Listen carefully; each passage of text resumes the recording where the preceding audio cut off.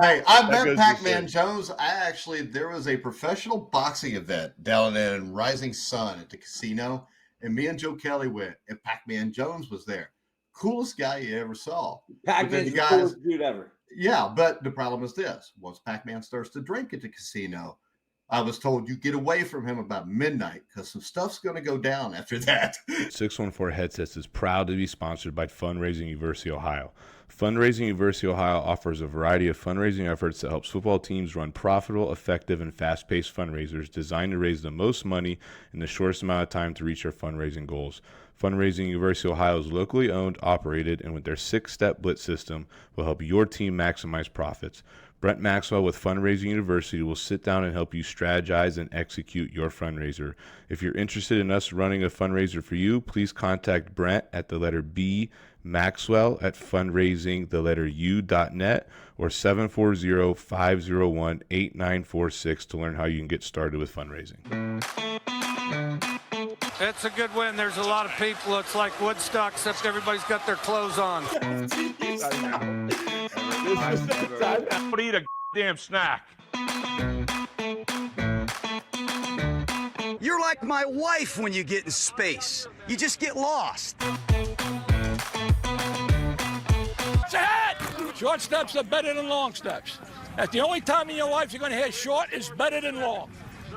It's a hat! Welcome back, everybody. It is my second favorite time of the football calendar. It is clinic season. I'm excited to get going to head to Easton, head to the football coaches clinic. I'm excited to see everybody and get rolling. But welcome back to 614 Headsets, the weekly podcast where we say strategy meets story. We're your hosts, 3 high school coaches from Columbus, Ohio, committed to bringing you great football content that's both entertaining and educational. How's our week been, boys? How we doing? Life is rolling, right? We get to go spend time at America's greatest clinic. That's what it's listed as, right? And it's always fun. That's always one of my favorite things. And we will be doing a few episodes up in there too. And that'll be exciting to get with the boys and get it rolling. Stout, I think you'll have the room number, right? Like where we're going to be at. Yeah, I think we're gonna be in the room just off of the bar there. I think it's room 6 by the breakout session rooms. And that's a big thing I wanted to point out. We're heading into year 3 of this. A lot of people are coaches. The following and this network has grown. And if you see us at the clinic, man, give us a shout out. Say what's up. Would love to talk to you and meet a lot of you. And Ryan brings up a great point.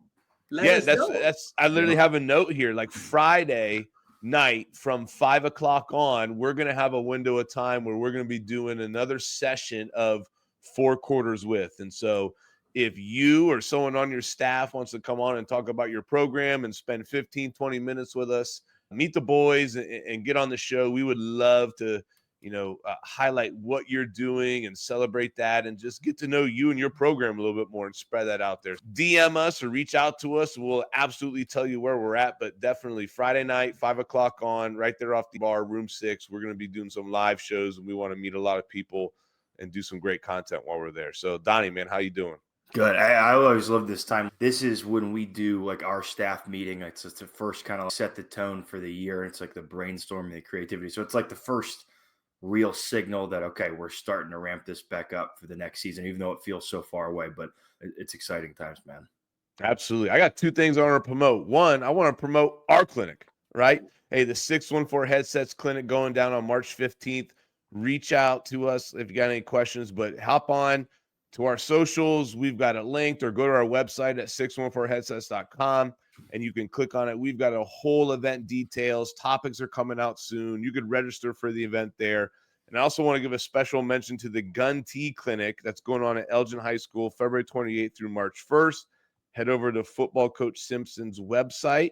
Reach out to Coach Wilson at Elgin. He'll help get you set up. He asked me to pass that along. I said we'd do him a little favor, help him out, and support what they're going on. Because that's what we're about, man. We're about networking and helping coaches out and just growing this great Ohio football. Corn-fed, baby. Let's do this. Diamond, what are we getting into today? We got a great episode today with Coach Mike Goodpaster. Listen, we talk all things football philosophy, Super Bowl predictions, his journey, and a whole lot about the world of football that I don't think many people know about with homeschool football and what that looks like from the setup, the nature of it, and everything. And I'll tell you what, it's one of the most interesting episodes we've done so far, in my opinion. It's great, man. Hey, and you know what? We got a brand new segment. It is Locker Rocker time, man. Football coaches, listen up. You spend hours in the weight room and on the field pushing your athletes to be their absolute best. But are they fueling their bodies with the right supplements to maximize performance and recovery? Max Effort Muscle provides safe, trusted, and effective supplements designed specifically for athletes, trusted by Division I strength coaches and top college programs across the country. Their lineup includes everything your team needs to train harder, recover faster, and perform at their peak, from whey protein to amino recovery to creatine monohydrate and NDR hydrate. I just had a little bit tonight. I had a little bit of the lemonade amino. It was pretty good. Okay. Listen, football How's is Kyle one. already getting that stuff? He's special. Hold on a second, Donnie. This might be some sketchy stuff. This will be off camera. Never mind. We'll confirm. I got my hands on some lemonade amino. That's Fantastic. That's I felt like I was in summer already. We'll confront him later, Donnie. Yep. Continue Yeah. your round. Football is one in the trenches. Don't let poor nutrition be the weak link in your program. Reach out to them today and get your team on Max Effort Muscle as soon as you can. They work with any team, any size, really any budget. So if you visit maxeffortmuscle.com and email Tyler Treadway, that's Treadway at maxeffortmuscle.com to learn more about team pricing, partnerships, and get a custom-made package just for your team. Again, regardless of budget, size, they will work with you and work with you well. That's right. It's only a $250 minimum, man, and to place a whole team order and get that special team pricing, which is pretty sweet. But if you are an individual and you want to make a purchase for yourself, hop over to maxeffortmuscle.com, fill your card up, and use the code 614headsets to get 10% off. As we get going, man, I love this idea because Max Effort is about motivation, helping you be your best. And this is great, right? Because we've done this before on here. We've had a little segment where we've talked about some motivation and different things that we want to just uplift and spread nuggets to everybody. So I got one for the day. I'm a big Nick Saban fan. I was watching the Pivot podcast, and he had an awesome quote. I just stopped right there, wrote it down. He said, "Complacency builds a blatant disregard for doing what's right." And I just thought, like, right now in this season where we're at, where everybody's trying to lay the standard of what your culture is and what your team's going to be about for next year, like even maybe it as an individual with maybe the goals you set for yourself in January. What a perfect quote for all of us to hear right now. Perfect quote for both of our teams. 3 straight championships in the conference back to back. And a big thing that we're probably going to talk about on Thursday night or tonight, if you're listening to this, is we got to go out and earn it again. Like, what's our standard? Let's not get accustomed to thinking that we're just the winners. We got to go back and earn it again and not be complacent anymore. No, I love that one because that ties right into kind of like what we're doing right now, right? We're setting the groundwork. We're setting the ground for this now new class that's coming in. People have left. People talk about us, right? Oh, they've been the Kings. They've won the North. They've did this, that, or the other thing. And we've taken it to like our kids. This is our big thing this year. It's just who cares? Work harder, right? Everything that the kids say to us, anything that they bring to us, like it could be positive, it could be negative. Who cares? Go to work, right? It doesn't matter what people are saying. It doesn't matter what people think about you. It doesn't matter if you've won previous championships. Don't get complacent. Who cares? Work harder is like a huge thing that we've been pushing with our kids this offseason. Because I think for all of us, right? Like when you get 3 years, you could get really comfortable, right? You could get really comfortable being at the top of the mountain. And I tell our guys, it's always 10 times harder to stay successful than to get successful. Because if you're going to trying to find success is 10 times easier than trying to stay successful. Because of that right there, people get complacent. And that's just us right now, is just who cares? Like our kids can say anything to us. And I love it. Our weight room coach, our strength coach, he's that Navy guy and he's psycho. He does everything military. You'll see our video coming out soon. It's going to look nasty, but he just responds to everything the kids say. Who cares? Work hard. With all that new Rogue equipment too. I bet you there's realize in there right now. Like that. Mm-hmm. Absolutely. So get rid of this complacency and attack this offseason with Max Effort Muscle. That's the Locker Rocker, first one. Let's go, baby. Let's go. All right, welcome back, everybody. Episode 65. Tonight we have on Mike Goodpaster. He is the head football coach of the Cincinnati Eagles. We're going to find out about him and a little bit about his journey. So, Coach, we appreciate you taking some time to join us tonight. Also, I believe the founder of the Grueling Truth Sports Yeah, the Grueling Truth Sports Network. This will be the 10th year that it has been up and running. Yeah, and it's actually interesting. I've seen it. I've come across it and seen a lot of it. So definitely wanted to make mention of that as we get going, how people can find you. So, Coach, thank you for coming on. We always like to start off every show just giving you the opportunity, and it's all about you. So connect the dots for us. Tell us your football life, your football background. What's gotten you to this point?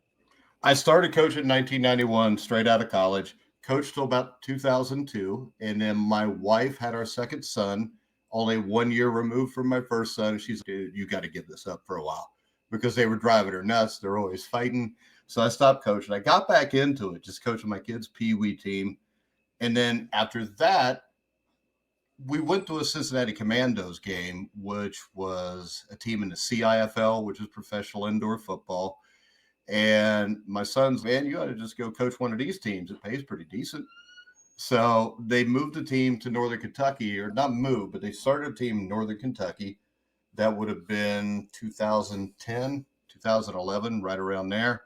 I applied for the position. I go in to interview. I interviewed with Jared Lorenzen, who was supposed to be the general manager at that point. He couldn't find a quarterback near as good as him, so he ended up coming back playing. They hired me as a defensive assistant. My defensive line set all kind of indoor football records. I got a job as the head coach of the CIFL, the Evansville Rage, the next year.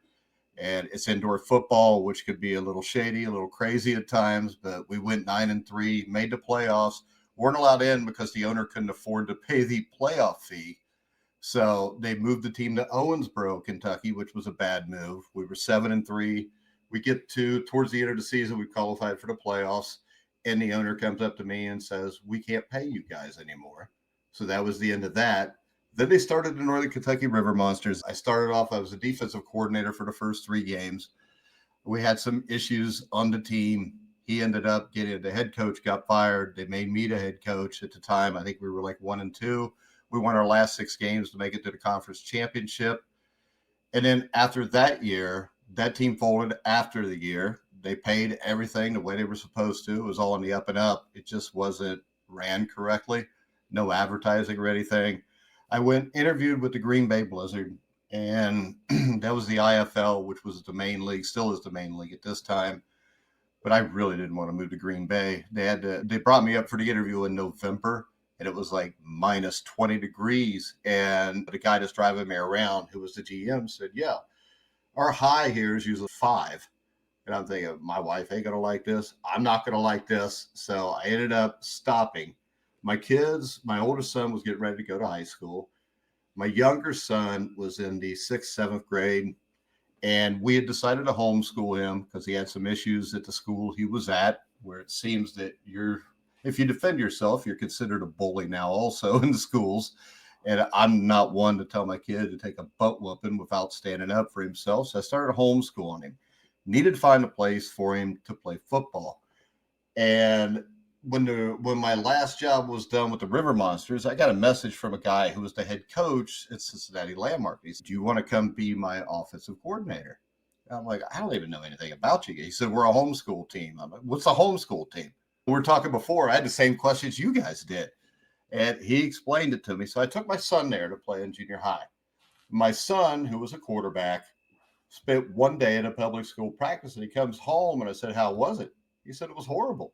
He said, all the coaches do are cuss. Players are getting in fights. They would let the fights continue to see who would win, and then they would make the loser of the fight run.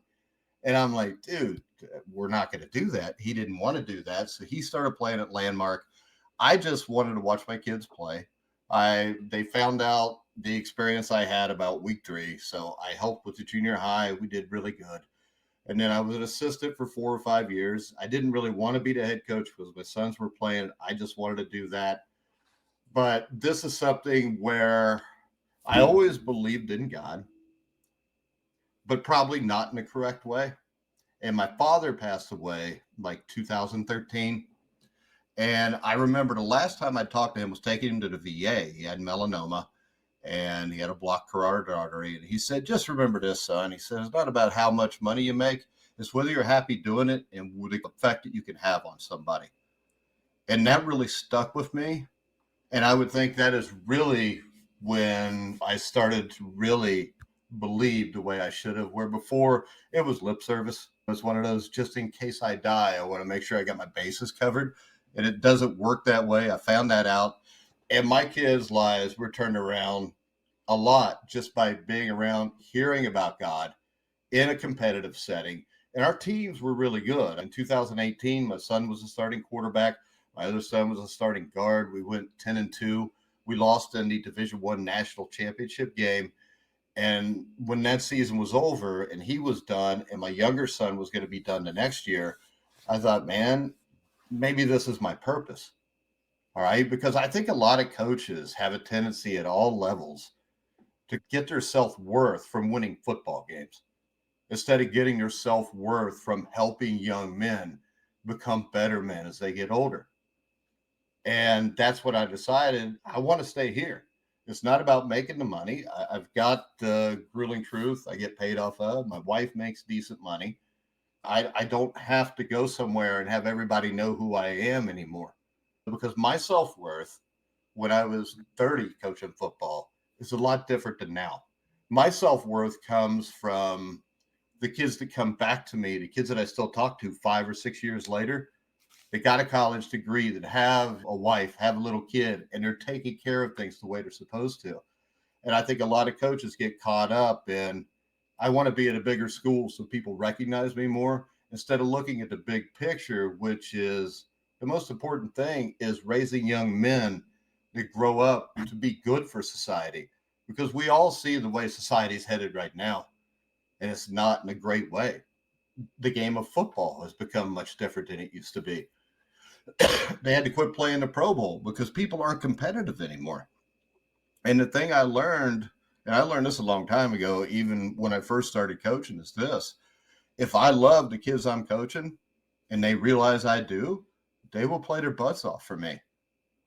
And that's all I'm here to do. And we've had, I think, 2 personal fouls in 5 years. It's not accepted. This year, those 2 personal fouls were done in back-to-back games by the same kid. We had to play a division championship game against the Columbus Crusaders, who we talked about off air. They're our biggest rival. They'd beaten us a couple times a few years before. We beat them this year. He was a player that we needed, but I decided we didn't need him bad enough to do that. So we sat him out for that game. We win the game, I think 52-30. We played the best game we played all year. The kid came back the rest of the year. He played. There was no issue. So to me, I think everything we do in life is to teach life lessons, whether it's to ourselves or to the people around us, whether they're little kids, teenagers, or adults. So I just want to have a greater impact than just being a football coach. I like that. I personally, I've struggled a little bit too with the self-worth attached to wins. That's something I think I've definitely been on a journey to try to change a little bit or not get caught up on that. So I think that's a really good message to put out there to a lot of coaches that listen to us. So we're going to, not to interrupt you, Cobb, but on that, my wife is the perfect example. When this was 1995 or 1996, if my team lost, I didn't even talk to my wife for that week. All right. And the funny thing now is if my team loses, people say, I bet he's going to be terrible now. And she'll know everything's completely different because it's just a football game. yeah, I think it changes. I feel like I've gotten a little bit older, the more it doesn't I love it because I'm affect young. me the same. Kyle's old. I don't know. I'm Donnie Macker sitting over here. I'm 49. I'm like, hell no. We got to win these football games, baby. Well, I don't care what you Donnie say. Mac's got to deal with me when I'm after we've had a loss. I'm not agreeing with none of that. Hey, we got to win these games. It's not great. So let's get into this segment. Hey, I can tell you this, Donnie. I feel the same way, but when it's done, and I learned a long time ago, you can't do nothing about that one. You can just do something about the next one. You just learn from your loss and move on. That's a good point. Let's get to go. Let's know Coach a little bit more as we get in this Pick Six segment. Go ahead, Ryan. The best segment of them all, the Pick Six segment, is powered by Story Rivals. Sports, media, championships, friendships, and life lessons are among the most meaningful parts of the athletic competition. They are passionate about preserving them by offering the most unique highlight experience available. That's right. Story Rivals delivers your team's content with services designed to change the way you experience these unforgettable moments now and for a lifetime. Story Rivals now offers a complete team apparel and player shop customizable to your program Contact them by email at info@storyrivals.com to schedule an appointment with a member of their team. Go ahead, Ryan. You got the first question, man. Coach, I was going to ask you, right, you're talking about where you've been and coaching wise and stuff. Where at in your coaching career did you learn the most? Like, where did you take the most lessons from, or what stop or spot was the main one that was like, all right, this taught me the most about who I am as a coach? Actually, that was not what I was coaching. It's what I was playing. I played at a high school in Indiana where the coach was not a good dude. All right. He didn't care about the players. So basically everything I've done my entire life is the opposite of what that guy did, if that makes any sense. And also, to tell you the truth, coaching my son's Pee-wee team, it gives you perspective. Because you see the parents out there pushing their kids, wanting to be something. Obviously, they're not yet. But really, just when I grew up, I don't know that I had a football coach that was even a decent human being, to tell you the truth. If we didn't win hardly any games, and he made you not want to play. I played my freshman year. I played the first month of my sophomore year, and I said, to hell with us, because it just wasn't worth it. I don't need to be called an MFer to be able to play. And hell, it's 1983, 84. Coach out there smoking a cigarette. Pretty sure he had vodka in his McDonald's cup. That's the thing. And also, I also privately coach quarterbacks at all positions. I've had a couple who made it to the NFL. I got a bunch in college. I got a couple in Northern Kentucky that I think are going to be Division I studs. Of course, we'll have to go to a JUCO first now. Every moment matters in the end. Coach, my first question for you, we talked a little before air from that Bengals helmet, but who's your favorite Bengals player of all time? Of all time? Yeah. If you had to pick one. Man, I can't pick one because I'm actually for doing the shows. I've actually met almost every one of them. Almost every one of them have been on my show over the last 10 years.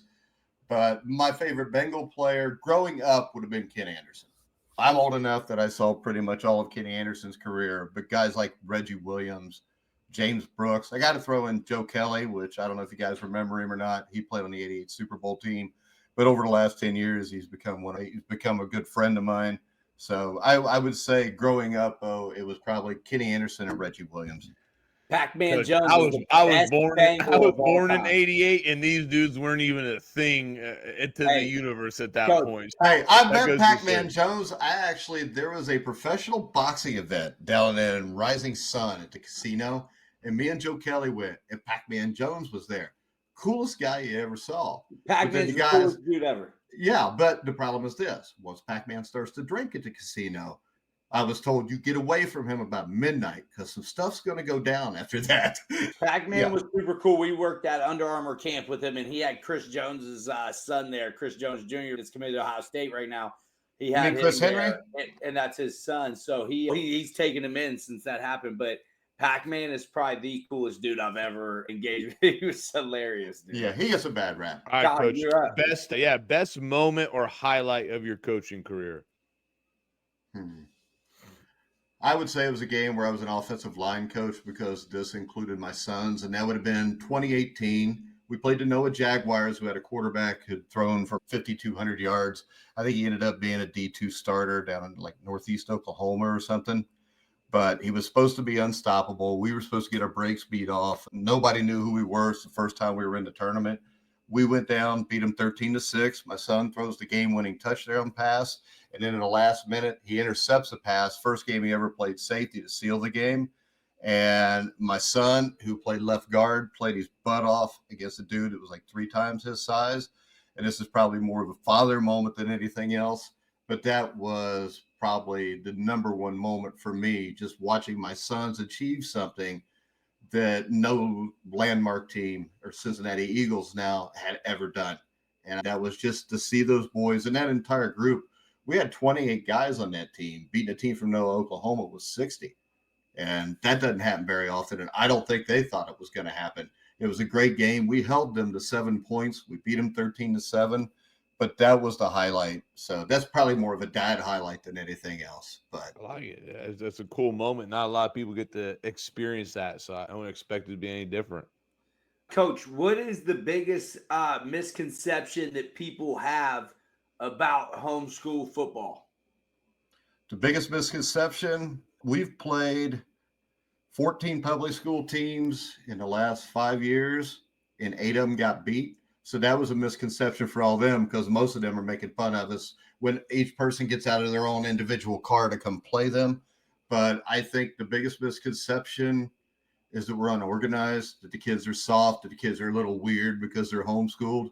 Because I thought that before, and yeah, some of them are weird, but I coached adults, and half the damn team's weird no matter where you go. So the other great thing about the homeschool team is we don't have too many guys with grade issues. Even the public school kids that come with us know that there's a standard that they need to be held to.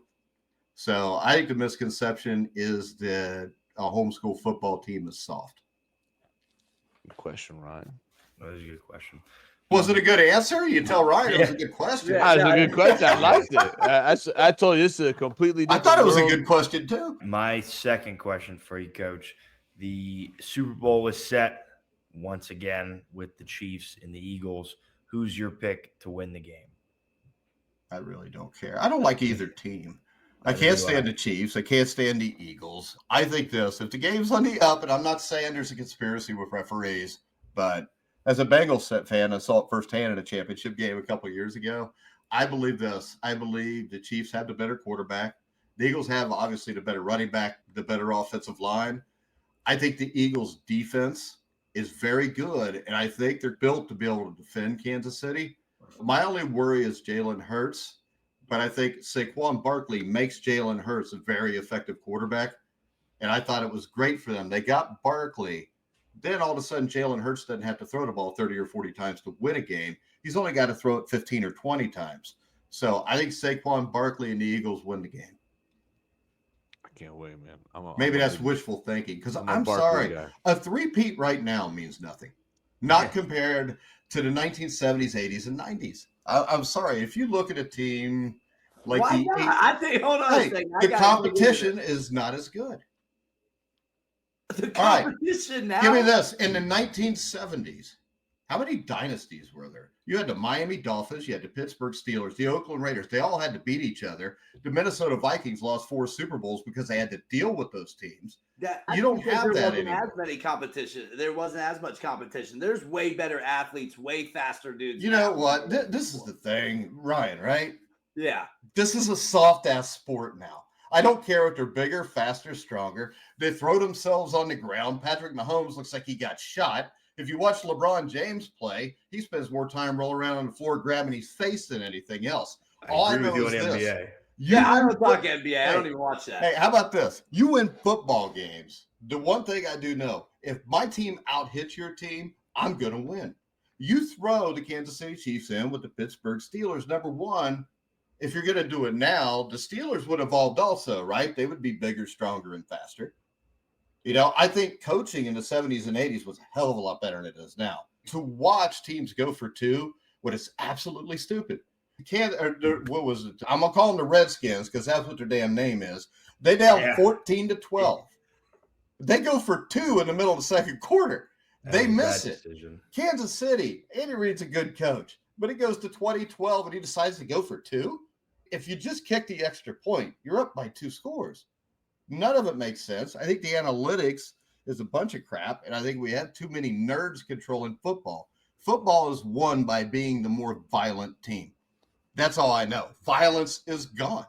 Look at the Pro Bowl. The Pro Bowl is flag football now, Ryan. Donovan's a massive I don't know how it keeps happening, but every episode comes back and somebody mentions Washington football. It's like Commanders. That's the even last episode. Almost every episode, I swear, something comes up about Washington. Yeah, we talked about arena football. Washington Commanders sounds like an arena football team that plays in DC. Commanders is such a terrible name, and I'll never get over it. Well, the thing that sucks is they lost the game, and I made a pact that if the Redskins or if the Commanders won, that in every article, my game pick, any show I did, I was calling them the Washington Redskins for 2 weeks. So I missed out on that, though. I can appreciate that. Coach, I got a question. What's something on your bucket list you still haven't had the chance to maybe cross off? What's still something you hope to obtain? Man, I think I've attained everything I want. I like to go to a foreign country. Never done that, but I've got a wife I've been married to for 29 years. I got 3 awesome kids. I got 3 awesome grandkids. I got 2 great dogs. I got a cat. That sucks. But what are you going to do? The girls like the cat. I live in a house. I got 2 paid off cars. I got over really wanting things a long time ago because I look around. It's just like when my dad died in 2013, 2012, that was crushing to me. He was my hero. But I got a buddy named Steve Risley, and I got a couple other buddies that fathers weren't that great or they died early. And they would be like, dude, you just had a great father for 43 years. I'd have killed to have one for one day.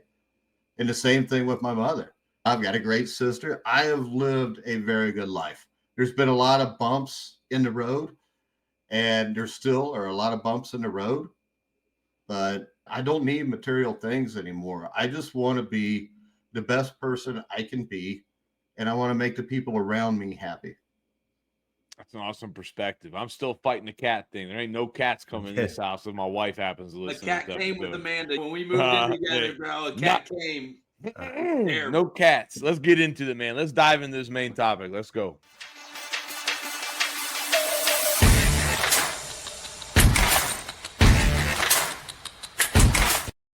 All right, we're going to dive straight in. We're going straight into the world of homeschool football. I think the topic is super interesting just from some of the pre-talks we had, Coach, that we're going to dive into. But first, of course, the main topic today's show is powered by First Down Playbook. First Down Playbook is the nation's leading playbook and play design software with over 35,000 professionally drawn and editable team plays with notes and full playbooks start from. You'll be on your way to getting an edge over the competition. First Down Playbook could be your entire team management system with practice schedules, scripts, custom quarterback wristbands, and more. If you use the code HEADSETS25 or mention our show, you get 15% off what's already the most affordable option in today's game. So the link's in our show notes. You'll see it all of our Twitter. If you're looking to evaluate your playbook needs this offseason at any level, K through 12, even higher, this is the time to look, and First Down Playbook is the software to look at. So, Coach, I want to get into, we talked a little about this before the show, the structure of homeschool football, of just what that's like with the percentages, with the teams made up of homeschool kids versus public or private school kids. Can you dive a little deeper into the audience for that, just how that structure is made up with your football? Yeah, the overall national association that we go to a national championship in Panama City is the NHFA. They were started by a man by the name of Hank St. Dennis. He recently passed away. He was a great guy.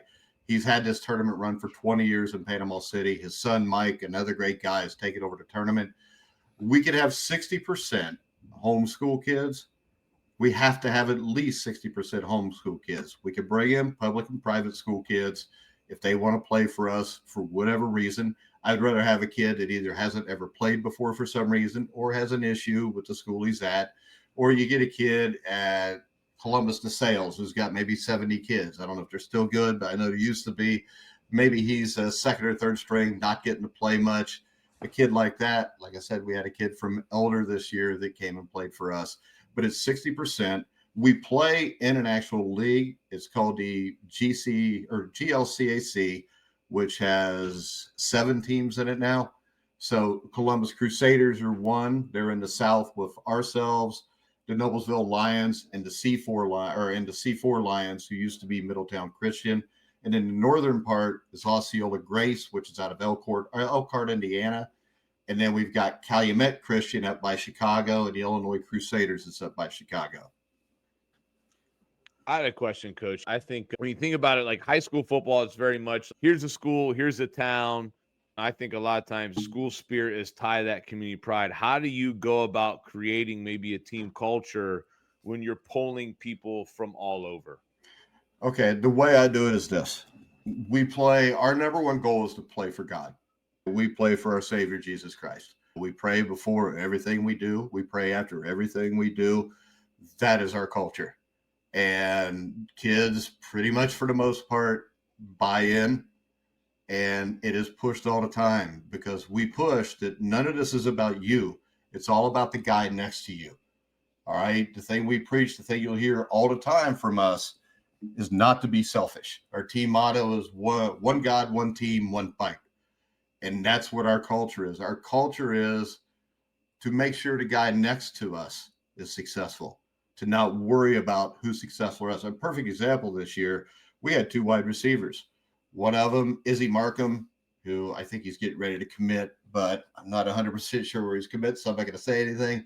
But he was one. We had 2 of the best receivers in the state. If you look, I think they're both top 30 in most categories. One was Izzy, who was like 1,100 yards receiving. Then we had Stefan. He was from Elder, who came to play for us. I think he had 900 yards receiving. He probably had 1,500 total yards. But I never heard either one of them get mad because one game, Izzy, had 10 catches for 200 yards. Stefan would have 3 catches for 20. They cheered for each other. That's what I just don't want selfish people, because if you can have a team full of people that aren't worried about what's in it for them, you have a much better chance to be successful. So our culture is we've got a pastor, Leland Bennett, who was my pastor in arena football, indoor football also. I've known him for 10 years, and we just try to teach the kids to love each other. You mentioned Coach. Donnie, let me go. You already have one, bro. You go ahead, Sayers. I know. It took you a little while. Coach, for you guys, how does the recruiting process look for you with colleges? Like, it's a huge recruiting time right now. Like, I've had pretty much a lot of the MAC schools come in throughout this last week to our school. Like, with you guys not having a school or not having, I don't know, maybe like grades, like they're asking us for class attendance and grades. Like, how? Oh, you got grades if you're in Ohio with homeschool, because they have to be charted and all that. And the other thing about homeschool kids, they don't just do stuff at home. There's actually co-ops for homeschool kids. So if a parent needs help with science or math, they get a teacher that can help with that. But recruiting wise, we have had since 2020, the last 5 years, we've had, I think, right around 19 or 20 kids get college scholarship money to play football. We had 6 or 7 last year alone.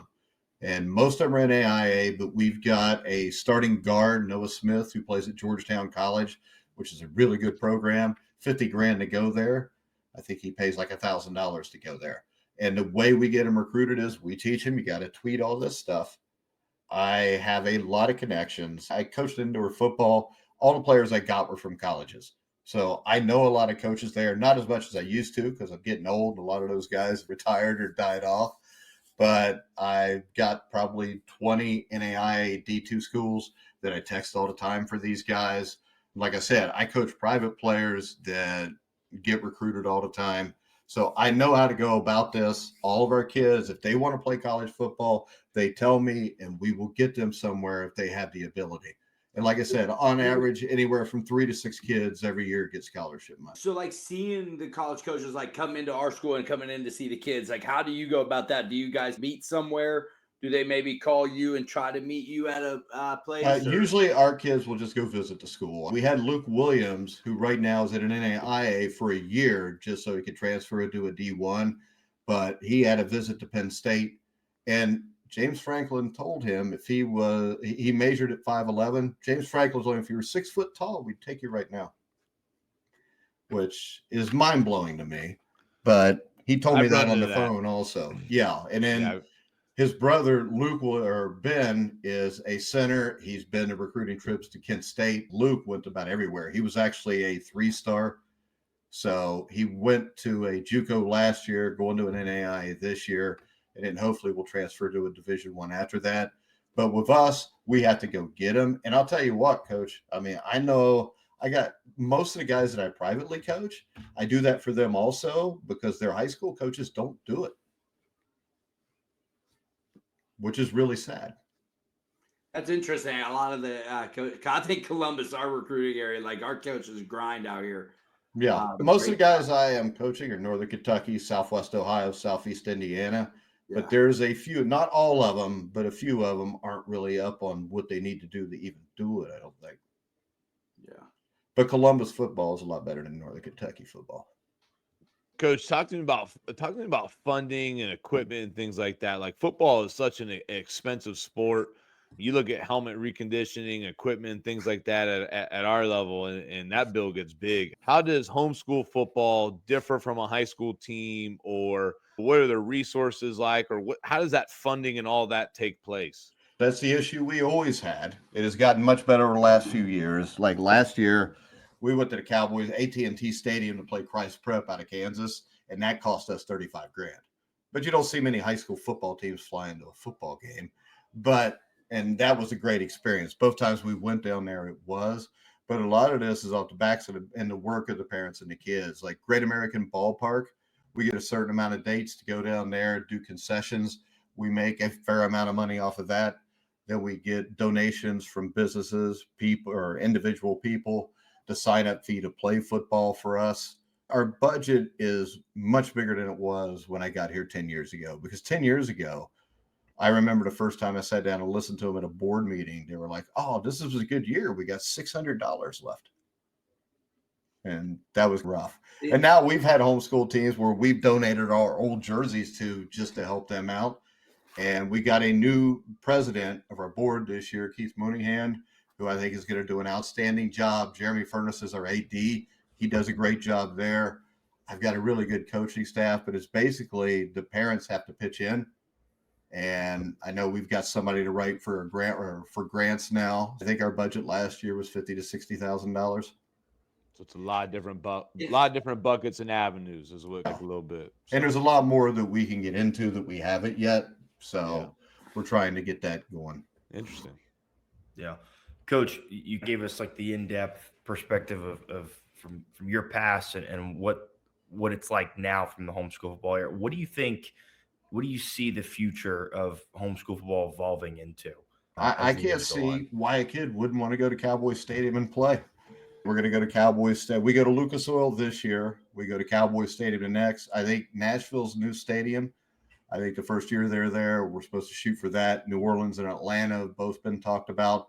And like I said, the upper echelon of homeschool teams, probably about 14 or 15, it's really good football. And I think that's what a lot of people don't understand. And I think it's only going to get bigger because, number one, I think people are tired of the public school system. It's a mess. We all know that, especially according to what part of the country you're in.